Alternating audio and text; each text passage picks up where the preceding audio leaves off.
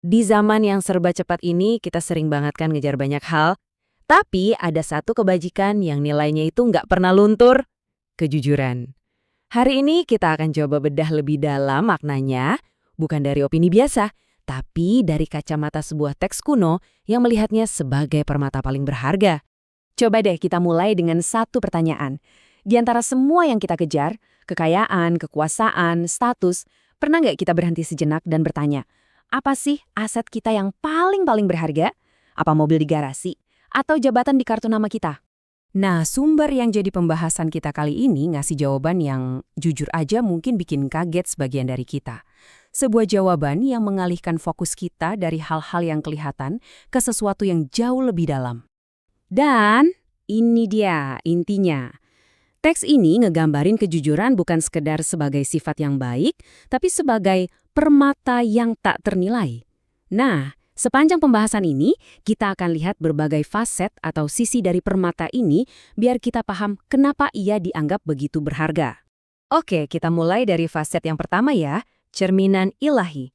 Di sini, kejujuran itu dilihat bukan cuma sebagai etika sosial biasa, tapi sebagai sesuatu yang punya nilai teologis yang fundamental banget. Nah, ini ayat yang jadi dasarnya.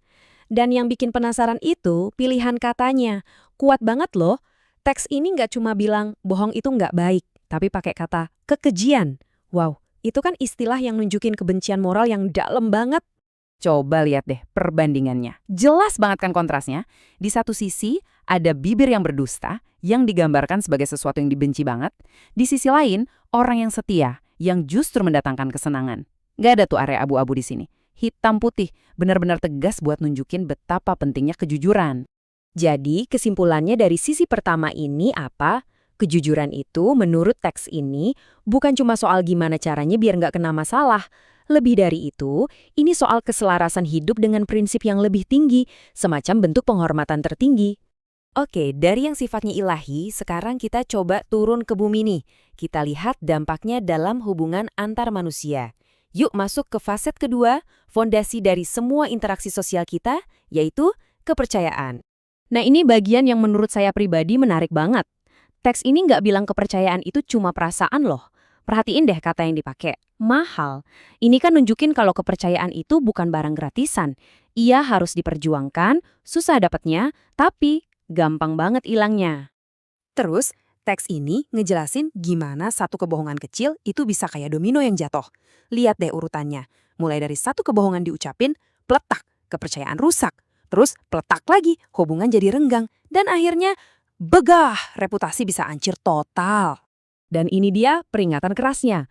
Beda sama kesalahan lain yang mungkin bisa dimaafin atau diperbaiki, teks ini negesin banget kalau kepercayaan yang udah hancur itu, wah, hampir mustahil buat dibangun lagi kayak semula. Makanya, kejujuran itu dianggap fondasi yang nggak bisa ditawar-tawar lagi buat hubungan yang sehat. Oke, kita udah lihat dampaknya ke hubungan dengan yang ilahi dan sesama manusia. Terus, gimana dampaknya ke diri kita sendiri? Nah, sekarang kita masuk faset ketiga, di mana kita ngintip ke dalam diri, melihat kilau kejujuran dari sisi psikologis. Coba deh bayangin, teks ini bilang kalau bohong itu ada bebannya, beban mental, beban emosional. Tiap kebohongan kan harus diingat, terus ditutupin lagi sama kebohongan baru. Lama-lama jadi jaring yang rumit banget kan? Bikin cemas, bikin capek pikiran. Tapi begitu kita bandingin sama kebalikannya, wih beda banget. Kebenaran itu bawa kebebasan. Kalau kita hidup jujur, gak ada yang perlu disembunyiin. Gak ada rasa was-was bakal ketahuan. Rasanya tuh lega, damai. Dan menurut teks ini, perasaan itu harganya mahal banget.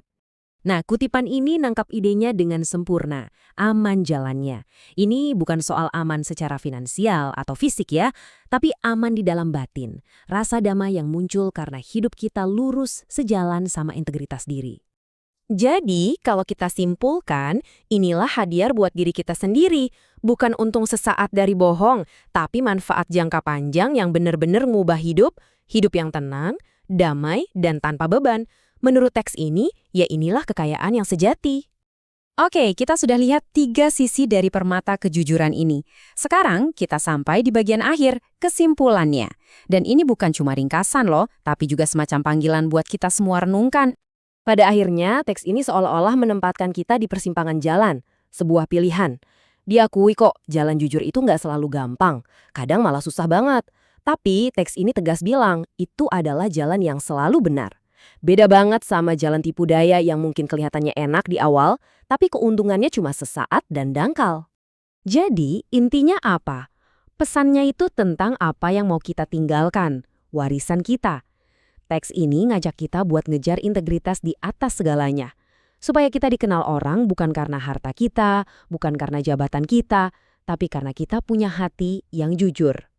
Dan pembahasan kita kali ini akan saya tutup dengan sebuah pertanyaan buat kita renungkan bareng-bareng. Setelah kita lihat semua sisinya, nilai ilahinya, fondasi sosialnya, sampai kedamaian batinnya, pertanyaannya balik lagi ke kita masing-masing.